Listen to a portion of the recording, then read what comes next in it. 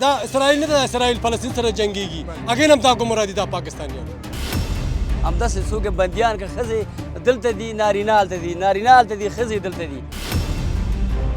دا زما حال دی، زه یې ووالمه او نو ټول خلک یې د هغې نه تنګوه، په جیلو کې اچوه او زنانه بیا بس دغسې کارونه دې ظالمانو کول او خلک مجبور کړي ترې نه راغله. هلته هم کورونه وروره خبرې ته ښه وکېده، مالونه رانه پکې پاتې شو، روپۍ رانه پولیسو واخیستلې، 2 ورځې 3 ورځې زندانونه هم پکې تېر کړي دي. بیا قسم مې د خدای 3.5 روپۍ ورکړې، زه هر یو در سره خوشي کړم.